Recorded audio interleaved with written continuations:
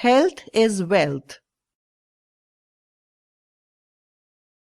Do you know who invented the stethoscope? No. Tanya, do you have any clue? No idea at all. But why is it so important, Auntie? Had the stethoscope not been discovered, it would not have been possible to diagnose people.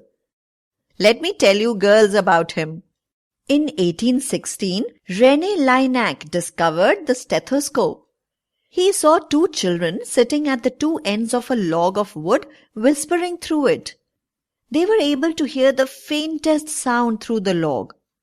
René tried the same technique using a newspaper. In 1816, René Laennec discovered the stethoscope. Wow! Tell us more about such amazing inventions. Why not? Zacharias Janssen developed the modern microscope by placing two lenses one behind the other. He was able to see a fly look much bigger, and this led to the invention of the flea glass, which could magnify things. Amazing! Tell us more. There are different machines that can almost look inside the whole human body. X-rays can take photos of bone fractures. There are ultrasounds, CAT scans and MRIs used by doctors to see images of internal organs. The ECG and EEG machines are able to monitor heart and brain respectively. Laser helps to perform bloodless surgeries. What are antiseptics? How are they different from antibiotics? Antibiotics prevent the growth of bacteria and help prevent infections. Penicillin was the first antibiotic to be discovered by Alexander Fleming. Antiseptics are used to control infections. Joseph Lister was a surgeon who studied ways to control infections.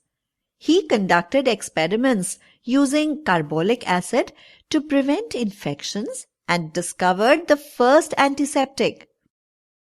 But I hate injections and surgeries. How terrible, Tanya! Medicines are given only after diseases have developed inside the body.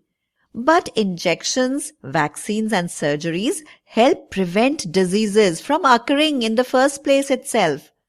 By injecting a person with a vaccine, the body of the injected person develops the ability to fight the germs that can cause the disease. How do surgeries help? Surgeries are used to cut open the human body to cure a disease or an injury by specialists called surgeons.